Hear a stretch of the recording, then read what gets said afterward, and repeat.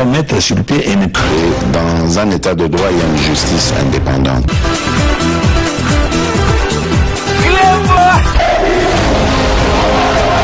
Ce n'est pas pour rien qu'il faut des conseils.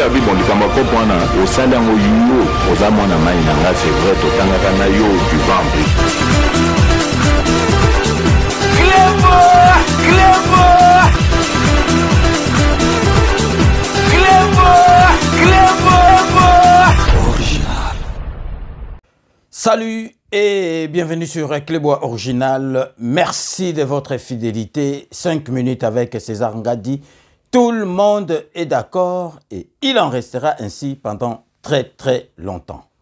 5 minutes à l'élo, toko zongela susu, toko tikala, toujours l'actualité, oyo ezali na mboka na biso, boyebi, na est, banda plus de 20 ans, stabilité zalakate, kaka guerre, na guerre, insécurité, boyebi, mutu asalaka yango ezali, Kagame asalaka yango, pour insécurité ezala kaka na côté ya est, pour ye ayibaka ba minere na biso. Mokili mobimba eyebi, to pasaki ta na biso, ya koloba, communauté internationale, babandaki kokoka koloba vérité, te na munoko na bango mena souka, parce que diplomatie, il y a Félix Antoine Tshisekedi telme zalaki makasi, et memi bango tina contre-mire pour la première fois, masolo et banda ya est, na Nations Unies, na Conseil de sécurité, nan batanga kombo ya Rwanda te, tina suka baye kotanga ke, balobi Rwanda atika makambo oyo azosala, Rwanda mutezali na sima ya M23 et bandaki kotanga mate.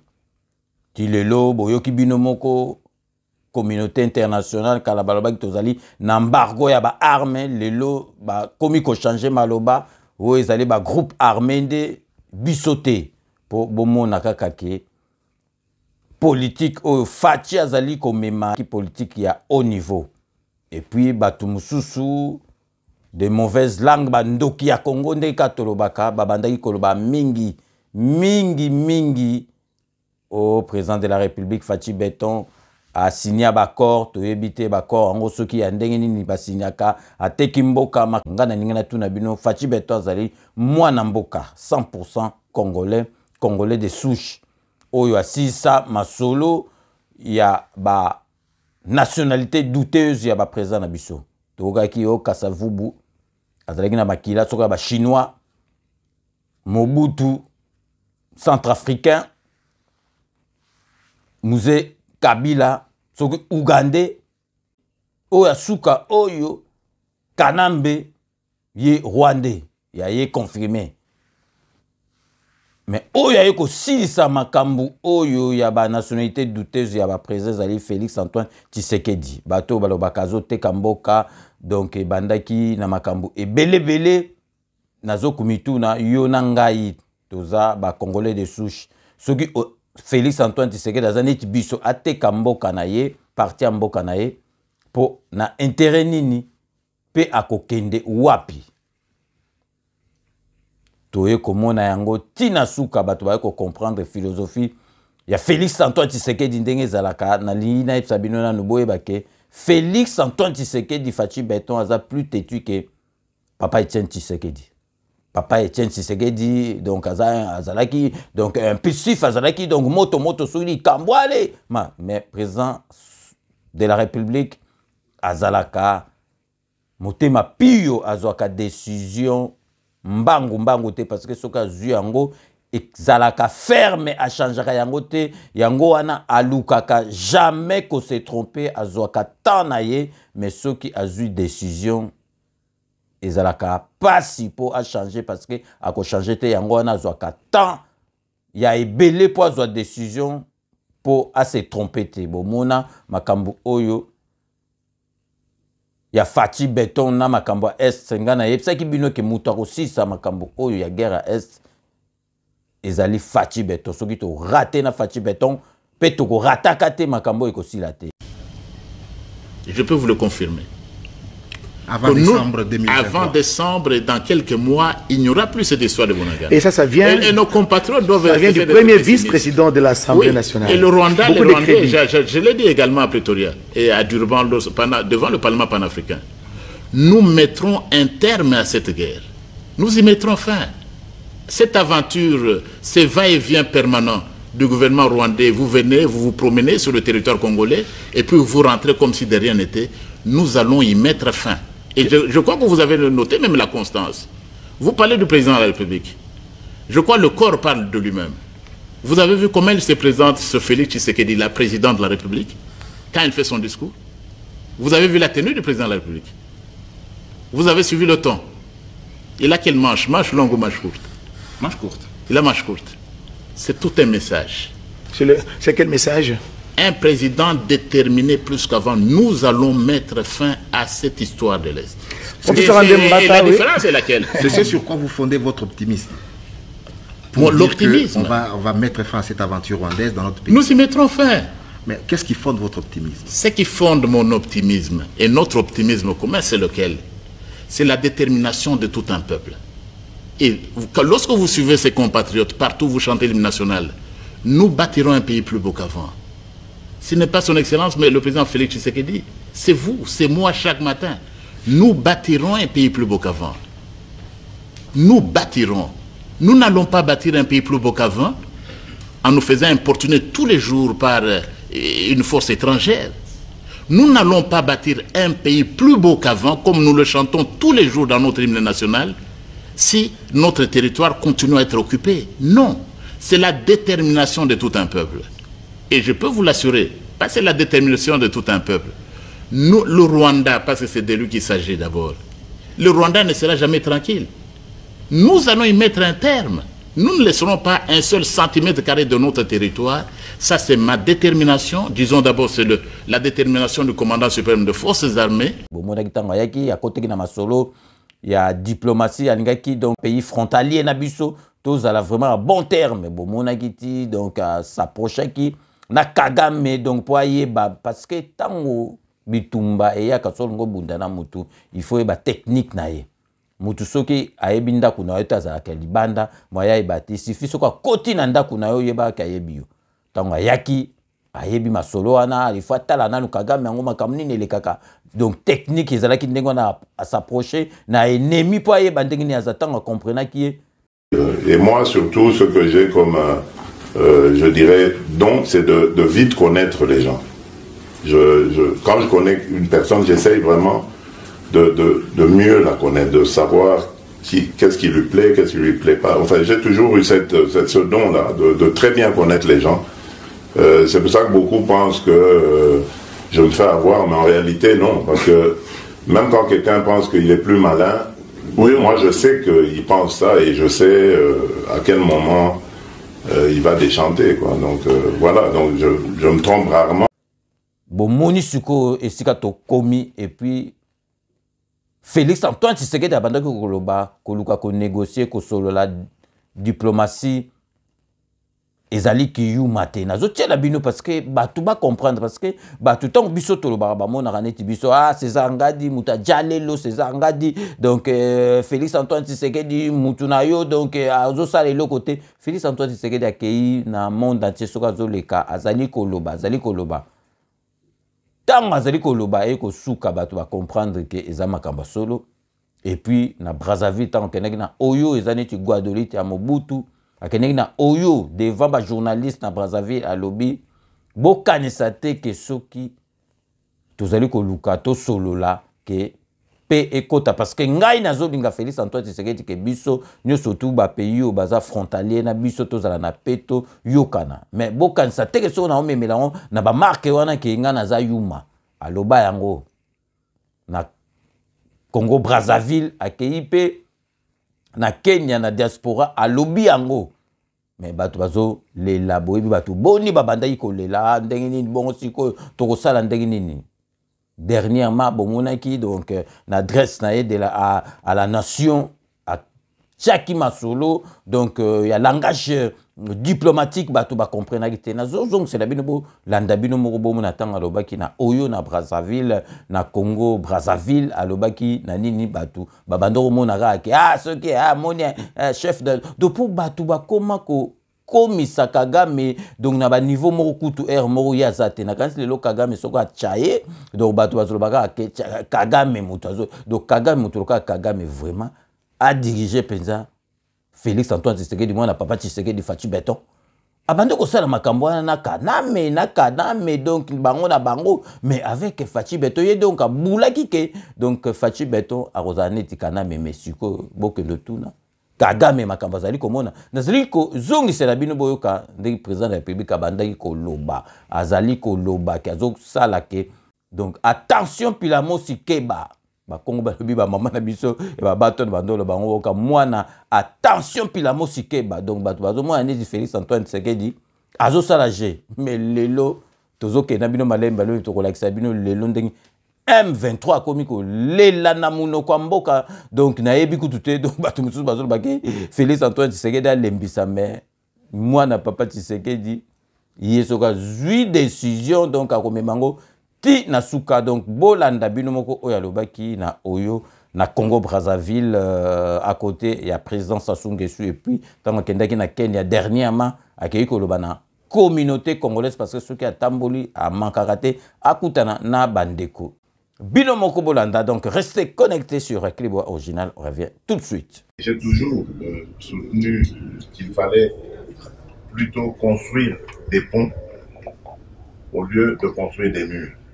Ça a toujours été mon leitmotiv. Malheureusement, aujourd'hui, nous en sommes là où nous sommes. Je suis le premier affecté, comme je le disais, et j'espère que la situation n'en restera pas là. Ce que je voulais simplement dire, c'est que le fait de vouloir la paix, la fraternité, la solidarité n'est pas une faiblesse. Ça, on doit le savoir. La République démocratique du Congo que je dirige et celle que je veux voir, c'est un pays où règne la paix, la sécurité, l'hospitalité, parce que notre pays l'a toujours été. Mais cela ne doit pas constituer une occasion pour des voisins de venir nous provoquer. Donc j'espère que le Rwanda a retenu cette leçon. Parce qu'aujourd'hui, c'est clair, il n'y a pas de doute, le Rwanda a soutenu le M23 pour venir agresser la République démocratique du Congo.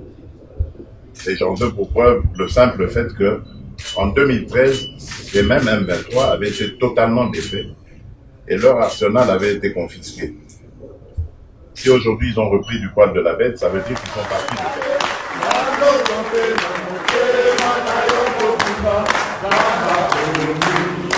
L'incontournable question sécuritaire n'a pas été éludée. Le président Tshisekedi a expliqué pourquoi jusqu'à présent il privilégie la voie diplomatique pour résoudre le problème de l'agression dans l'est de la RDC. Koluka lisolo koluka kokenda na makamu na malembe ezali kozala faible te eza kozala yuma te ndenge tolobaka na kikinois toza bayuma te. Bino moko tolanda président de la République a répété tout le temps ntango abandaki kosala masolo na ye avant a sala penza alakisake Rwanda biso toza bayuma te siko tozo changer le face tozo kotelo face à la musique au mona ndenge makambo ezalaka donc siko Kagame donc na M23 na ye bazako lela na munoko mboka nous allons y revenir na kati ya émission na biso mais avant tout développer masolo na biso boyebi ke mercredi donc dernier le 9 novembre tokendaki tolakisaki bino tokendaki vraiment kotia maboko na mwana na biso boyebi ke na yebisaki bino lelo na France ndenge tozali boye président de la République akoki kozala pe d'origine congolaise ndenge tozali boye na minute oyo parce que toza lelo na député national na France awa na kombo ya Bilongo azali d'origine congolaise na biso mwana mboka mwana Fachi Beton boyebi oyo elekaki na parlement pour la première fois donc bazui sanction suspendre député balongola ye mbongo esalama te soki depuis 1953 eye kosalama sikoyo parce que alingaki intervenir pour na masolo ya bato bazwaka babato babwatu po baya na poto oyo badindaka soki bakomela mosusu badindi te po bakota na frontière bobiki Italie kuna président komi kuna gouvernement komi kuna ya bato nete bamarke ya balepen awa donc alingi susu bamakambo wana te sikoyo bandeko na biso bayaki donc moye bakota na Italie ezali te France pe ekomaki manœuvre yango wana ye alingaki kosala intervention na kati ya parlement awa ya France mais bakataki ye maloba mundele moko na musika alobi rentrer dans ton pays. Bonjour à toutes et à tous, Carlos Martins Bilongo. Déjà j'aimerais dire à tout le monde ici que aujourd'hui on m'a renvoyé à ma couleur de peau. Je suis né en France, je suis député français et je ne pensais pas aujourd'hui qu'à l'Assemblée nationale j'allais me faire insulter. On m'a insulté moi et toutes les personnes qui sont en France qui ont cette couleur de peau. Et c'est tellement triste d'arriver à être en novembre. Depuis 4 mois, nous siégeons ici et on voit la vraie face de l'Assemblée nationale. C'est honteux, c'est complètement honteux d'être renvoyé à sa couleur de peau aujourd'hui. Jamais de ma vie, j'ai été enseignant dans ma vie. J'ai eu tous les métiers du monde. Aujourd'hui, je suis député de la nation et me faire insulter, c'est totalement honteux. Et de voir que le président du groupe le Rassemblement national ne demande pas à la personne qui a proféré cette insulte de quitter l'hémicycle, c'est honteux. Je remercie tous les députés qui ont fait bloc avec moi. Et encore une fois, c'est un message qu'envoie à la nation. Il y a beaucoup de personnes qui ont ma couleur de peau, ou qui sont basanées, qui ont des teints, qui ne correspondent pas à d'autres personnes, et à chaque fois on leur renvoie leur couleur de peau, on leur renvoie à repartir en Afrique. Ma question est portée sur des personnes qui sont en mer et qui veulent être rescapées. Il y a des personnes, des femmes enceintes, des enfants qui sont en mer aujourd'hui. Ma question elle porte sur SOS Méditerranée. Et j'ai pas pu aborder ma question. Ça me désole encore une fois. Et kataki c'est qui niamu makambele kaki yangwana donc mercredi au 9 azalaki na université Paris 8 na Saint-Denis ayaki ko la conférence mokona ba ningane mususu ya parti o ya Mélenchon ba yaki wana biso to lingaki peto la kisake azali na ba ndeko na ye ba africain bazalaki na yangwana to kendaki ko soutenir ye tozalaki wana na kanisi bomonaki yango en exclusivité na kati ya Kleboa original bomonaki yango tozali ko tiela bino extrait botala ndenge makambo et lekaki kuna. Donc restez connectés sur Kleboa original, on revient tout de suite.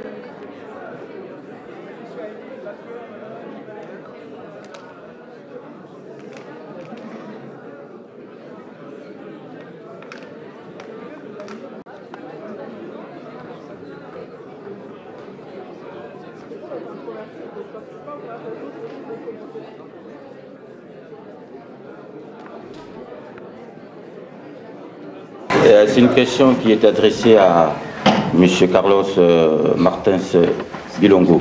Vous avez eu gain de cause relatif à votre intervention au Parlement, malgré tout que vous avez été interrompu par une insulte raciale. À ce jour, M. Bilongo, quel est votre sentiment par rapport à la décision prise par le gouvernement?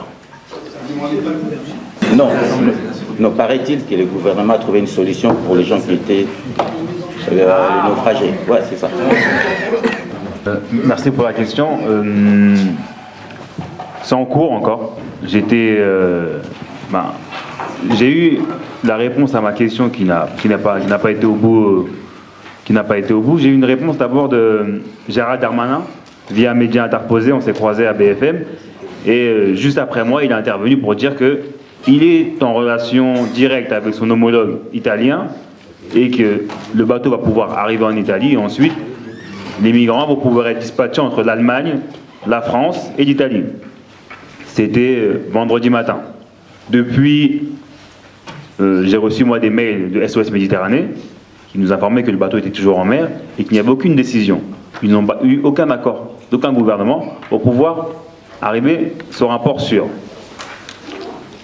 Il y a eu un jeu on se renvoie des balles entre l'Italie et la France. On a eu ce matin Olivier Véran, on a eu la première ministre italienne qui a dit bravo, merci les Français d'accueillir les migrants. On dit que les Français ne s'étaient pas engagés à faire arriver le bateau en France. Donc aujourd'hui, le bateau se dirige vers la Corse. On a le président de la collectivité corse qui a dit qu'il pourrait accepter temporairement l'accueil des migrants. On a le maire de Marseille également, qui s'est dit favorable. Mais SOS Méditerranée attend toujours l'accord du gouvernement français pour pouvoir arriver en port sûr. Là, ils sont à 19 jours. Il y a 234 personnes. Tout le monde est grippé. Ils ont de moins en moins de moyens de se soigner dans le bateau, de moins en moins de moyens pour se nourrir. Et aujourd'hui, ils tournent en rond. Et il y a une violation du droit de la mer. Et c'est écœurant. On a le navire de Humanity One qui est arrivé en Italie et ils ont fait une sélection. Ils ont fait descendre des personnes malades et des femmes. Et les autres personnes sont restées sur le bateau. Donc, on constate aujourd'hui que l'Italie, avec l'extrême droite, c'est ça le pouvoir, c'est ça l'extrême droite au pouvoir. Aujourd'hui, la France n'arrive même plus à respecter le droit de la mer, à pouvoir collaborer avec l'Italie. C'était ça ma question au gouvernement de jeudi. Comment la France va-t-elle collaborer avec la nouvelle ministre italienne par rapport aux questions migratoires? Aujourd'hui, on en a le résultat. La France se dit pris en étau, pris en chantage par la première ministre italienne qui se nettoie les mains. Mais dans tous les cas, dès lors où un bateau arrive dans un pays, après, il y a un dispatch. Tout ne va pas dans l'Italie. Donc pareil, ils vont arriver en France, il y aura sûrement un dispatchage des populations. J'espère que j'ai répondu à votre question. Ensuite, par rapport à la décision du bureau, vous me parlez de la sanction? Gouvernement par rapport au bateau. Ok, c'est ça.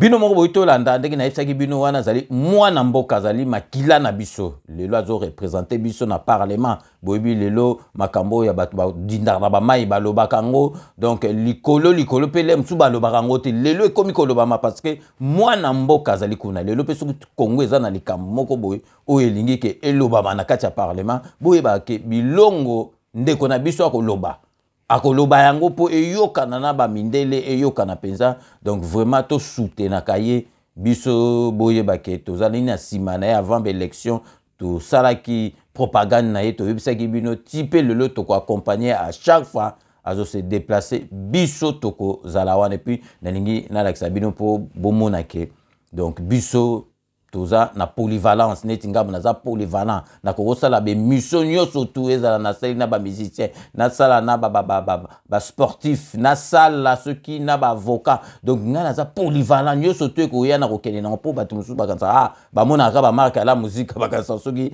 neti donc biso yeli biso je suis tié il est vous êtes ils sont tokei boye je fis tu fis nous films vous fit ils furent tokei na bino donc biso to kendaka na masolo tu bomoni bino mo ba msusu bazokama donc waka sabela msungai bangwaka na ye bango to bino mo bo sentir parce que il faut to la sape ba makambo susu to longa na kati ya masolo ba msusu ba kritika bino masolo na bino internet ezaka ba bêtise te po ba te belé ba linga ba bêtise na internet yango na ba tumsu ba proposaka bango biloko ba tu ba lingaka oyeba ke chaîne na biso Club original tout ça là ba makambo belé tout suite tout ça l'émission il y a santé tout ça là émission littéraire tout ça là ba émission donc il y a législation donc tout ça là ba makambo et belé na kati ya Club to landaka rateke donc yango na ebisa ko ke Club original c'est la différence c'est l'excellence.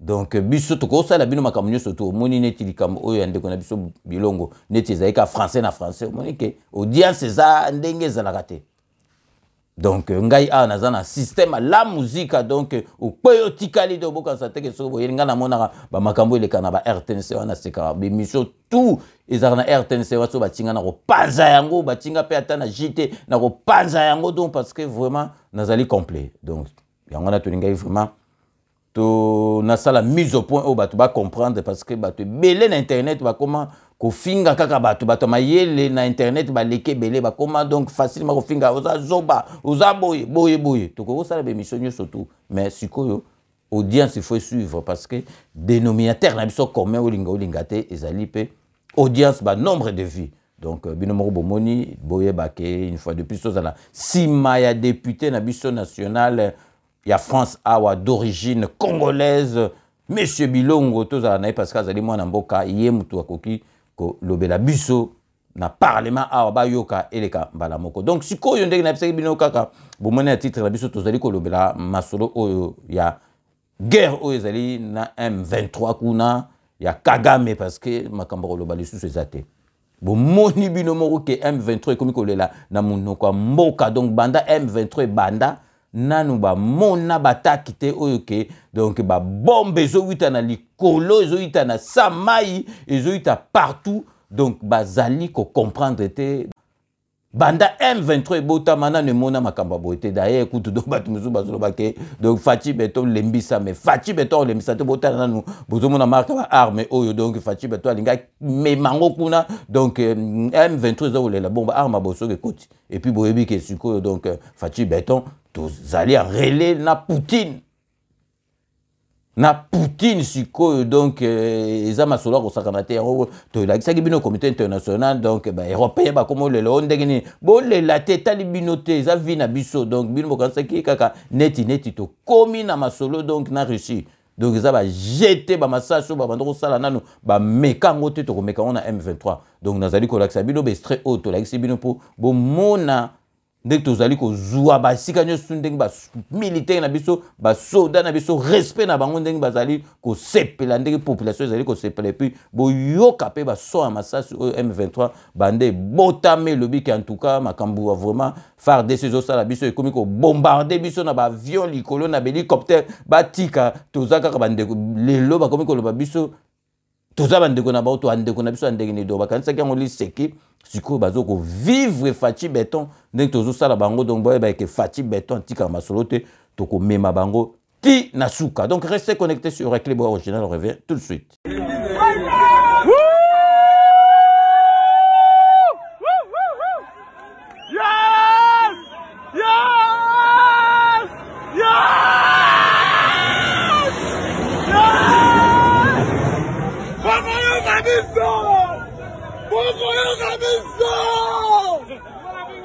Kisakati, merci! Merci, Kisakati! Bouboué!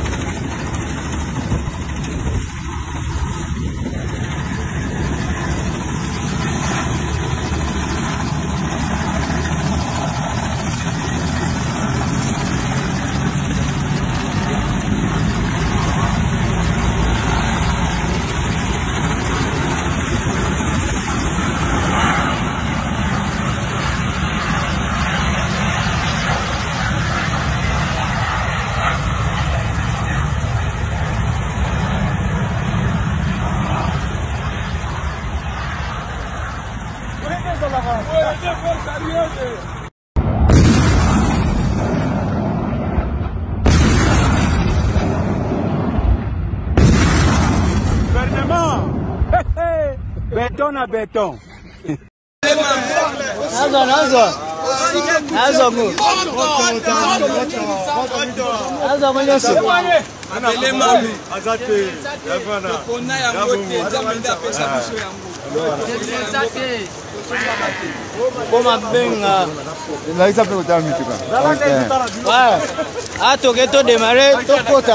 F3 à Oyoka. Ah, on senti.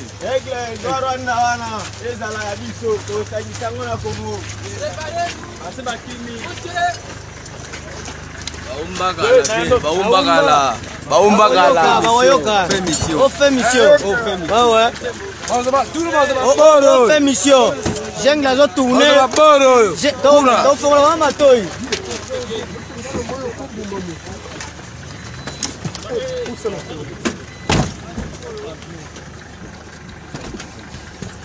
Yeah!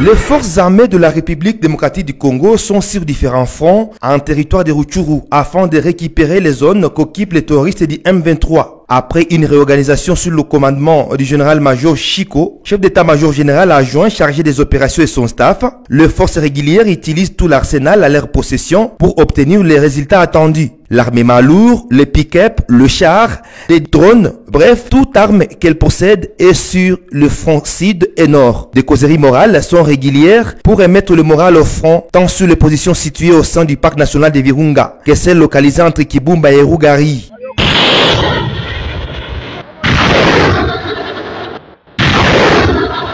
De nuit comme de jour, les forces armées de la République démocratique du Congo bombardent différents cibles ennemies tout en progressant dans les profondeurs. Les autorités militaro-administratives qui ont la gestion des Rutshuru sont aussi sur le front pour aboutir à la restauration de l'État. La cartographie des positions ennemies est utilisée pour ne pas rater l'objectif dans cette bataille et ne pas faire de victimes civiles. Certaines agglomérations jadis sous occupation terroriste sont déjà libérées, disent les services de communication des forces armées de la République démocratique du Congo sur ces différents fronts.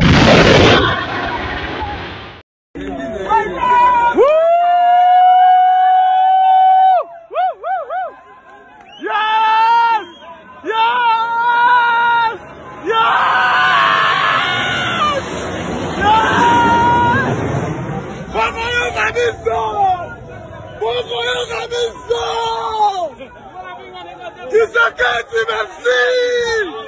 Merci Tshisekedi! Mungu wewe! Clébo! Clébo! Clébo! Clébo! Binomo Botolanda ezali jeté. Batu na kansi siko vraiment ba comprendre des philosophies ya Fachi Beton. Fachi Beton akendaka malembe. Azwa katana ye parce qu'alingaka s'est trompé. Mais ce qui a eu décision on est à la ferme et puis elongwa kate binomo bozo monake tango ba bengisi bango na au place bango kende ba ndota so makamba pe akenda te atinda premier ministre parce que ça diplomatie okeyite mais otindi mutu akeyite donc a permis na kata masolo parce que donc tango ça lobi makamba se bande batu ba monaka donc lobi biso to kansaka lo ba guerre et banda bon suko o ezo sala maizani. O ezo salama donc ezani ba avion na ba hélicoptère on ezo que no boma ba nzinji ube ba mpuku ube ba ni donc pour bino faut bien comprendre la politique eza kwanga na makaya bouté donc o yaka te o bandolo ba n'importe quoi donc il faut ça na langage moko diplomatique bino moko bo moni makambo ezali koleka siko na kansi tout le monde est d'accord avec Félix Antoine Tshisekedi nazali koleka bino Félix Antoine Tshisekedi tanga yambaki ba député avant makambo yo et salama la Union sacrée de la nation a un député nationaux à solo la kina bango a expliqué bango que mboka na biso tellement tozali na ba minéraux au so to sali ke baté donc to koma na ba guerre po na batu kaka bazali ko envier ba minéraux na biso lobela ki yango makambo alobaki siko yango mutu ezali ko sala mabino moko bolanda na bilili devant ba député na ba sénateur oyo alobela ki bango yango tozali komona yango na mboka na biso. Ou plus de 60% des minerais stratégiques, ceux qui vont faire l'économie de demain, se trouvent ici au Congo. Mais si nous sommes distraits, vous savez ce qui risque de nous arriver? Mais on va nous faire une guerre ici, comme en Irak, comme en Afghanistan. Des multinationales vont prendre des pans entiers de notre pays et vont les diriger avec des seigneurs de guerre uniquement pour exploiter nos richesses. Et demain, quand il n'y aura plus rien, on nous abandonnera et nous ressemblerons à la Somalie. C'est ça qui risque de nous arriver si nous ne sommes pas vigilants. Mais tout ça demande de la concentration, du sérieux. Si nous ne faisons pas attention, comme je vous l'ai dit, on va nous diviser, on va nous séparer pour notre propre malheur. Et nous n'aurons que nos yeux pour pleurer. Et moi, ça ne m'a jamais traversé l'esprit comme scénario. Donc je ne suis pas prêt, c'est pour vous montrer la détermination que j'ai, je ne suis pas prêt à vivre un tel scénario. Je veux conduire mon pays de telle sorte que demain, après-demain, dans 100 ans, dans 1000 ans, tout le temps que ce pays, que ce monde sera monde, que le Congo reste uni, que les Congolaises et les Congolais vivent heureux dans leur pays, heureux et libres. Et ça, c'est possible, ça dépend que de nous. Parce que lorsqu'on vient déstabiliser un pays, on ne le fait pas directement de l'extérieur. On le fait grâce à des répondants que l'on trouve à l'intérieur. Et si nous ne faisons pas attention, nous restons distraits, moi j'appelle ça de la distraction, alors à ce moment-là, oui, on nous déstabilisera. Mais battons-nous parce que il n'est pas question qu'on vive cela. Bino moko bolandi donc nakanisi tout est clair. Yango ba via kambo kanabiso yango na bozo monake Kagame akotika ka jamais côté est. Alinga sécurité za la kuna ba guerre za la kuna donc na kati ba guerre wana bango bazo bende la biso ba minerie yango no monake bazali ko bongsa mboka na bango na ba ressources oyo minière ya mboka na biso donc une fois de plus na ebisi bino ke muta ko sisa masolo oyo bino mo bozo mona lire oyo zui donc na ebisaki bino fachi muta ko sisa masolo et puis bozali ko mona ngo vraiment ils ont s'avéré vrai parce que ndeng tozo kende banda masolo et banda président mon côté et puis M23 monana ba masasi boté banda et botama ba komi ko lela na munoka mboka mais malgré tout ça boye baké il faut tozala vraiment na ekenge to fongola misu na biso parce que ba traître bazali na kati na biso tozali ko lakisa bino bomona ba militaire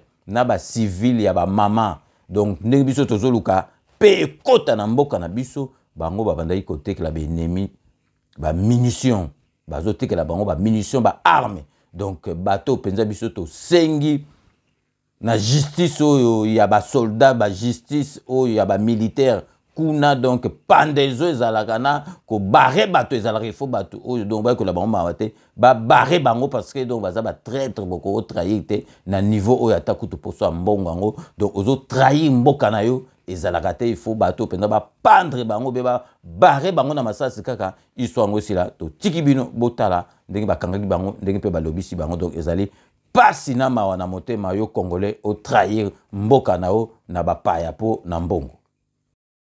Le mal doit être démasqué même au sein des forces de défense et de sécurité. 3 femmes, un lieutenant-colonel, 2 majors et 2 soldats de rang impliqués dans le ravitaillement des groupes armés en armes et munitions de guerre. Sotozare explique le lieutenant Jules Ngongo, porte-parole de FARDC en Ituri. Nous avons certains éléments des forces armées, un autre groupe avec une femme qui sont tombés dans le filet de services de défense et de sécurité. L'histoire remonte un peu plus loin, où il y a eu de renseignements qu'il y a un groupe des officiers ou des éléments de forces armées impliqués dans la vente de munitions. 4 autres militaires en fuite sont recherchés. Ces éléments FARDC ont été dévoilés par Madame Solange Makoussi, chargée d'achat et des ventes d'armes. Celle-ci a été arrêtée le week-end sur la route Bambou-Kobu à Djougou, à la barrière du pont Nizi, lors du contrôle par les éléments du 312e bataillon voltigère avec plus de 700 munitions PKM, a dit le porte-parole des opérations militaires en Ituri. Ce présumé criminels sont appréhendés avec les engins roulants facilitant l'acheminement des munitions vers l'ennemi. Le gouverneur militaire, le lieutenant général Luboya Kashamadjoni, a interpellé tout et chacun à cesser d'encourager le mal. Donc mettons-nous ensemble,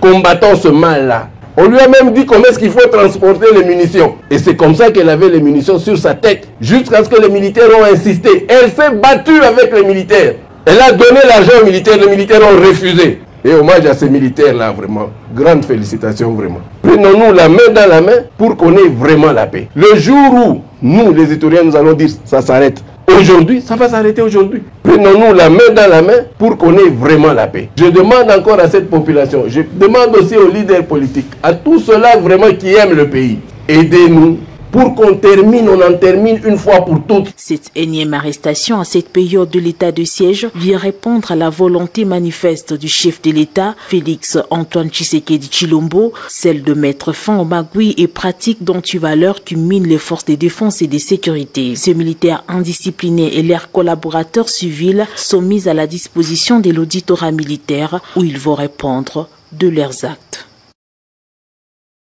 Bino Morboto Landa, ezali pasina mawana motema to sengi na ba konzi d'ailleurs na kutu masolo ya ba militaire donc justice militaire zaneti ya ba civilité kuna ba baraka batu kuna soko sakani au passé na ba arme ou bien na pendaison parce que kuna ezali lisekité nazali kolakisa bino na parlement na biso botala yangona na lobai keso to sisi ba makambo il faut vraiment batala constitution na biso fachi béton président Nabiso, il faut que la constitution parce que makambo mususu oyo ezana kata constitution na kanisi on dirait bato tant basala kiango babaiki ba noa ou ba lo pipi ou bien donc ba bouteille ba whisky to yebite parce que soko tangi ba makambo ezana kati ya constitution aux zones du matin que ba congolais mutu basala donc constitution et salama qui sur mesure pour na kanamba ko sa étranger na kati bo yebake ba M23 net bato il y a un groupe armé oyo donc bazalaki ke soki est vidé masolo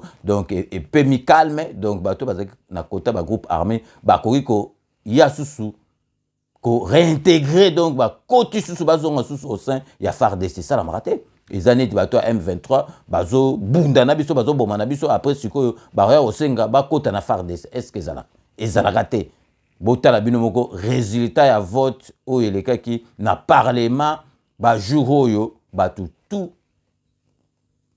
na parlement ba voter loi na mais botala bato yo ba c'est ba s'abstenaki bato yo ba s'abstenaki ba boyi ko voter yango botala ka ba face na bango do bazaka bato ba côté kuna on a penza na ba parlement ngo kaka donc ya mbalo ezo na ba 2023 il faut ko telema bato mususu ba ko kota ka suku na te donc loi oyo eza votame na ba congolais nyo surtout ba CP nango botala 2 personnes sur 3 personnes ba telemi ba s'abstenir na makambo moko ezala raté donc bino moko bolanda na bilili manifester les qui sont pour à l'unanimité, hein? Merci beaucoup. Qui sont contre?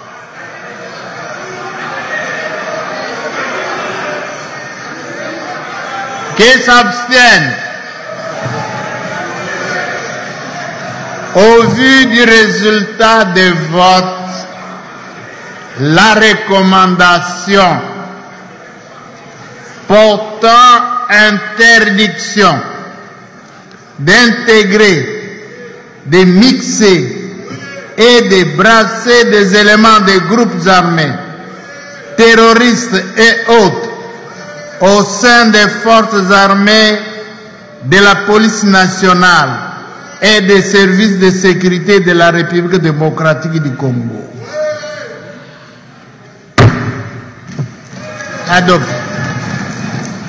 Binomo Botolanda ezali makambo ko kamwa donc loi oyo congolais de souche congolais oyo à 100% ndenge na cause à la contre donc bateau neti ya M23 ba groupe armé wana donc oyo bazo bomba biso soki soki esili ba zalaki na doa bazonga na bango na kati suku ya FARDC na biso normal est-ce que bato ndenge na ba kozonga su ba traite ben filtré ezalaki ko sala ndenge na parce que ba komaki on tient ba constitution siko avec Félix Antoine Tshisekedi ba longoli yango to marqué pause na biso publicitaire ya ba partenaire na biso boyebi Kodia Simo ezali société OPC vraiment chance opportunité donc na diaspora surtout parce que ba waza batwa diaspora ba comme ba propriétaire ya ba ndaku na ba norme moko internationale na Kisasa ezali sikoyo na niveau ya maluka après ba kobima bake Katanga bake ba Mbujimai bake ba Mwanda donc vraiment beau profiter parce que 2023 ba ndaku bako livré yango déjà na bateau bazali na kati ya masolo et puis bobo sanate awa na kati ya Paris solution ezali na kati ya Paris za capable pour na rezo bandaku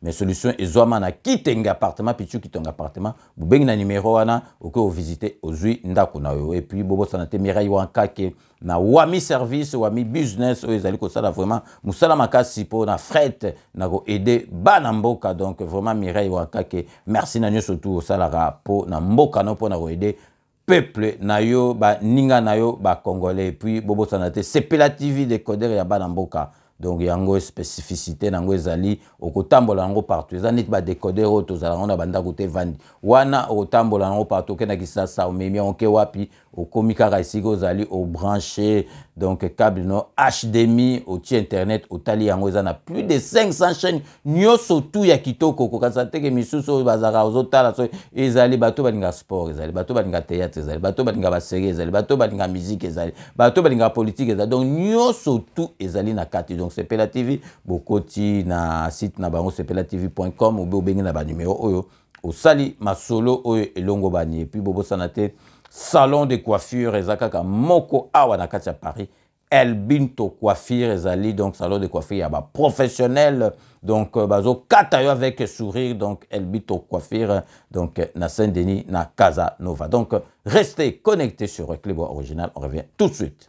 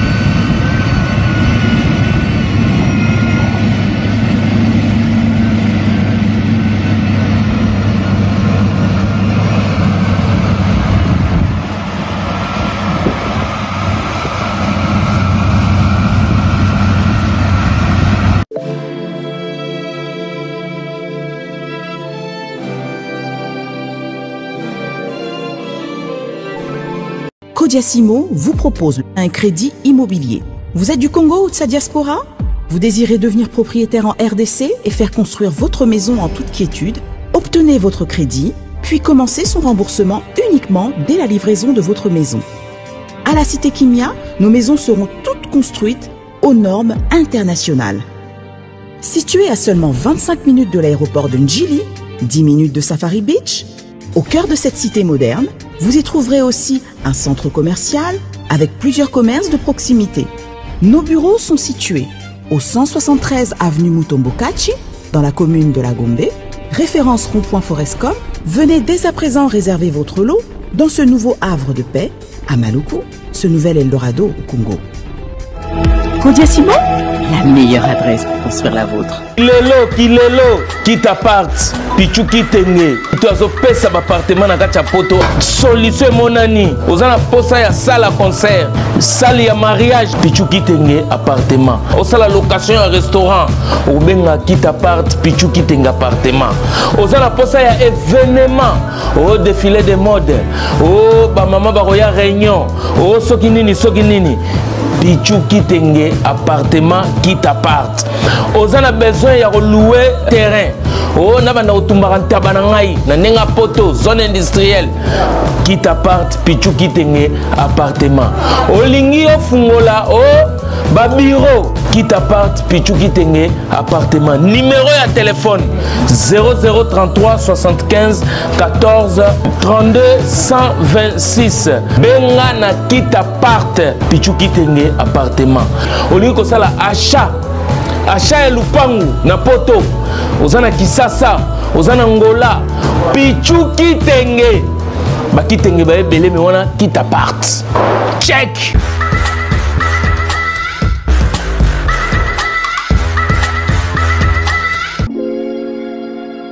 Sepela TV ezali décodeur ya Banamboka.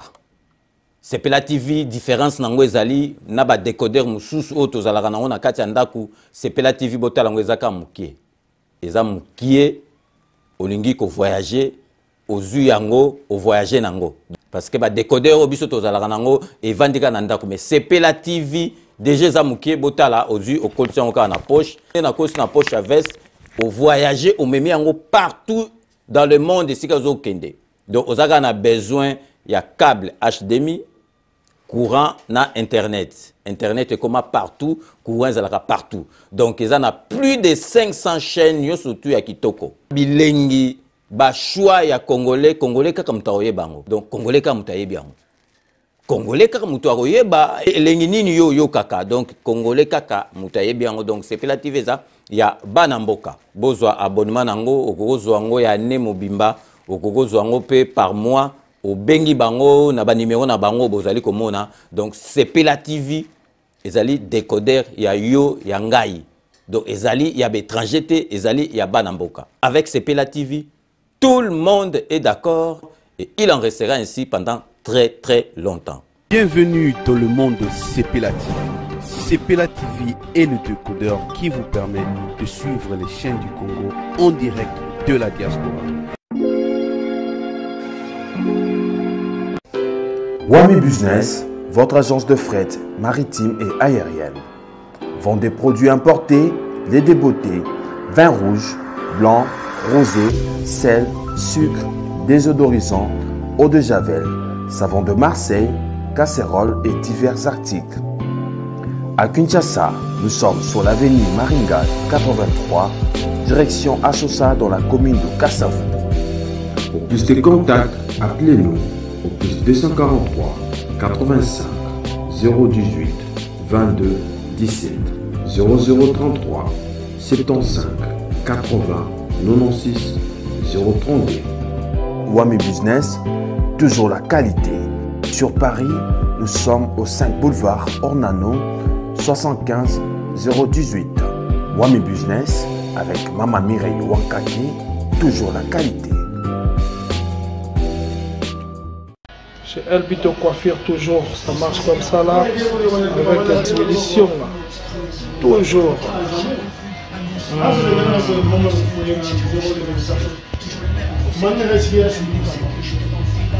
Salon number one, chez Elbito Coiffure. Il coiffe avec sourire, il coiffe avec noblesse. Chez Elbito Coiffure.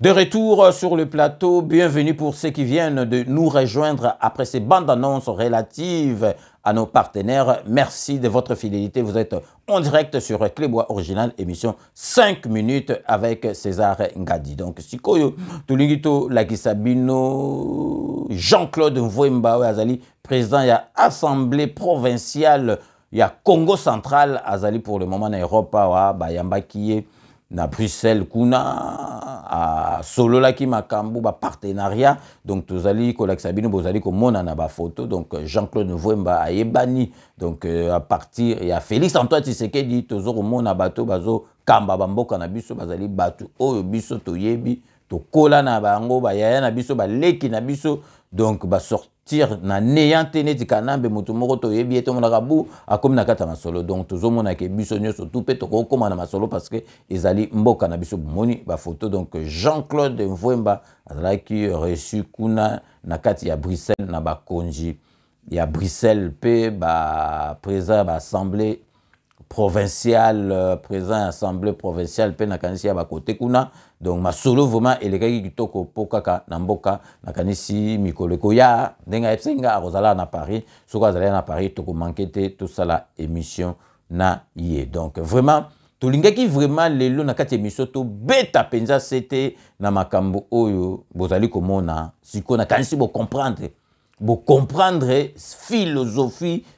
Il y a Félix Antoine Tshisekedi Fachi Béton parce que tout le monde est d'accord parce que critique les cas qui de mauvaises langues. Il faut que vous ayez la confiance dans le président. Le président Zanetu Yonangai. Ce qui bozo solo le monde azolo banetu Yonangai. Donc le président Suko a retrahi mboka na epo akende wapi.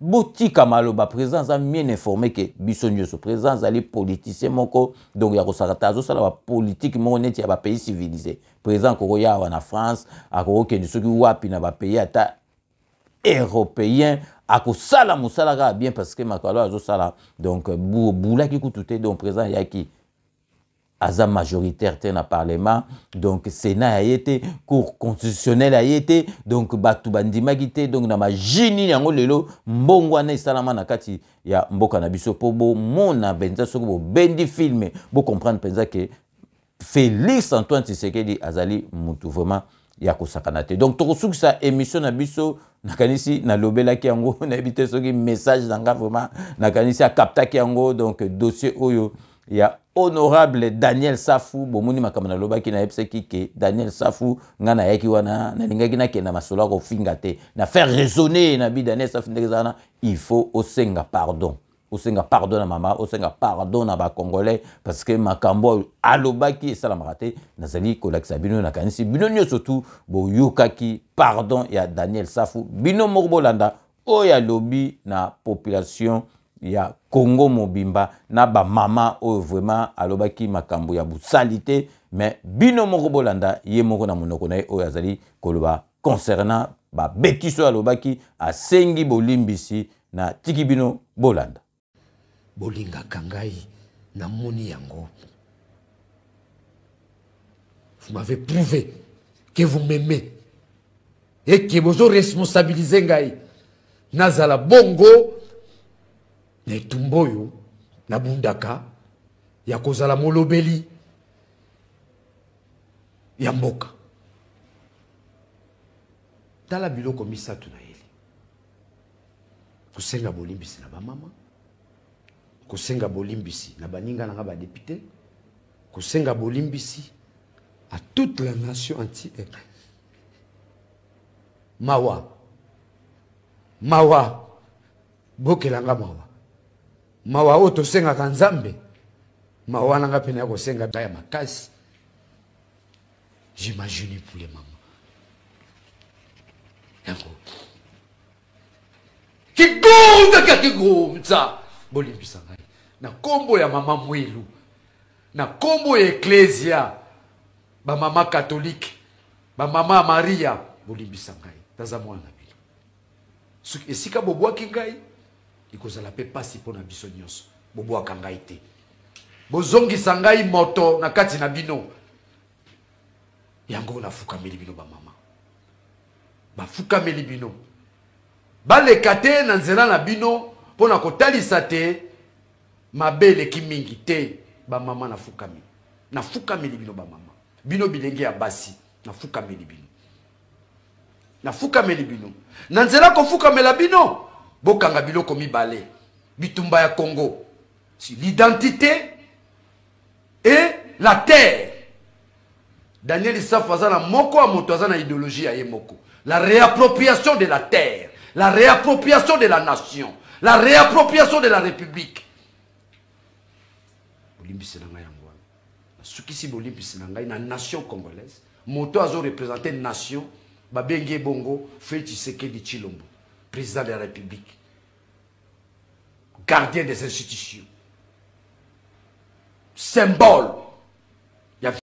Nazali na commentaire te bolandi bino moko est-ce que batu bakolimbisa ye bon ceux qui mutu vraiment zu courage à kosenga ti afuka miboye donc nakanisi à comprendre ma be salaki donc vraiment wana ekota la peuple congolais mais déjà mutu asengi pardon à reconnaître que vraiment asalaki mabe mais eloka tozali kosoya soko osali boye ezali teke makambo fo obandela chaque fois parce que kosenga pardon balimbi si obandeli susu donc vraiment ekozala malamu te wana peuple congolais mutu ako juger soki akondima pardon ou bien ako boya yango parce que déjà nakati ya parlement basalaki ba commission pour batala makambo disciplinaire concernant honorable donc Daniel Safou. Donc tokomi nasuka ya émission na biso lelo na ngai na beta c'était na situation à M23 boye bake M23 akomi kolela na munoka mboka na Kagame nanu ba mona ba masola bote bozo mona zongo seli bino tale loka boye donc Félix Antoine Tshisekedi azolingo tinda ngokuna donc to ebite soki ba ko suka wapi bino mo bomona ndengi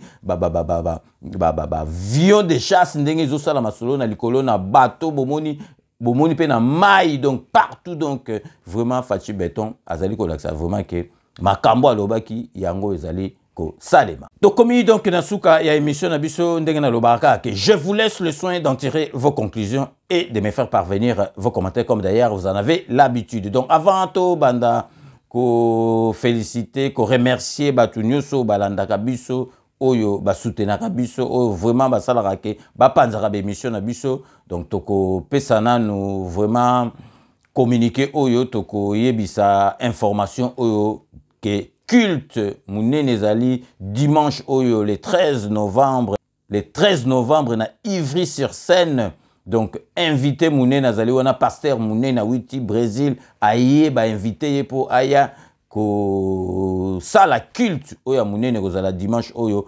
pasteur Jansi Kalisa oyo boyebi penza azalaka na kati ya groupe na biso pe azali na sima ya Fachi Béton ako sala culte munene na Ivry-sur-Seine de 14h à 16h, de 14h à 16h. Donc, binonyo surtout, bozala wana to ebisi bino vraiment bokende. Kota la pasteur munene oyo a Witi Brésil, uniquement pour aya kosala culte wana donc na Ivry.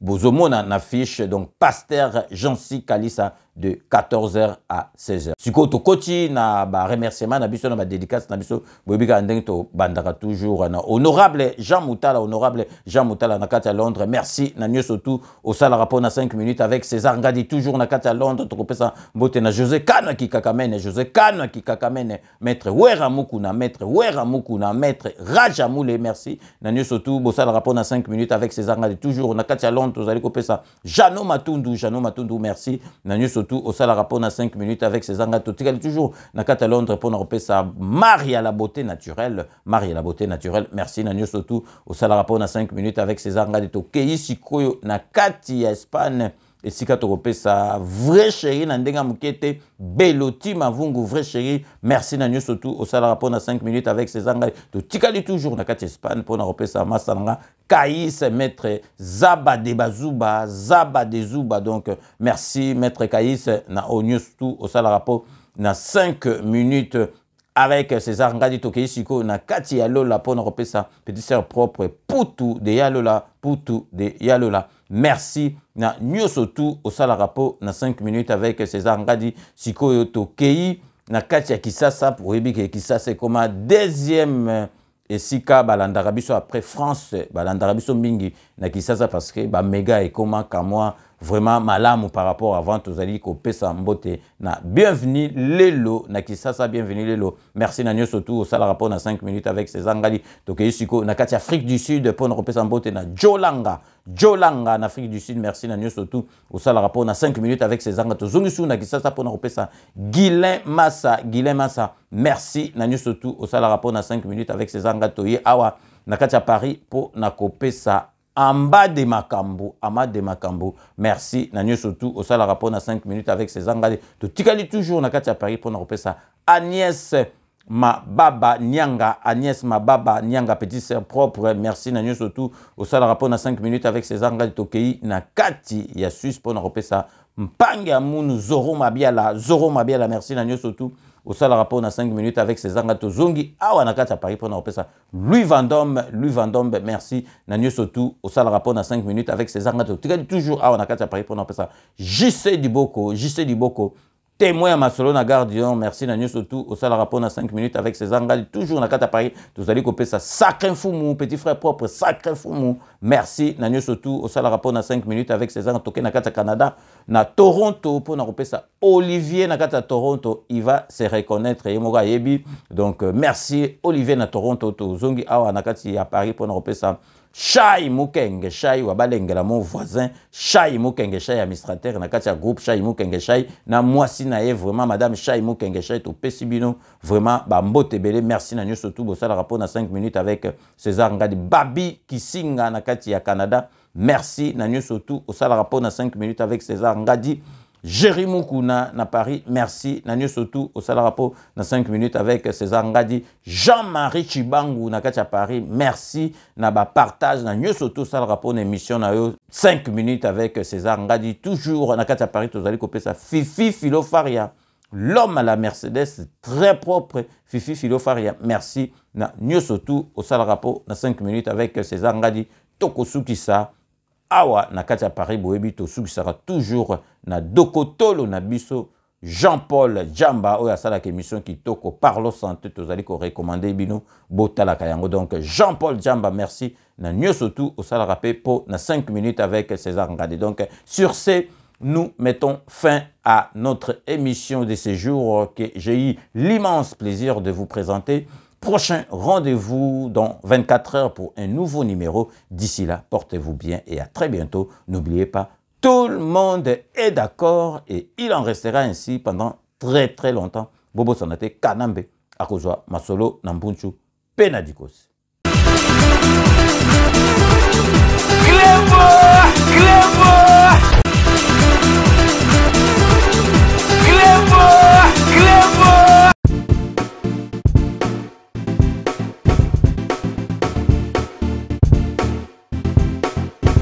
On doit mettre sur pied et mettre dans un état de droit et une justice indépendante.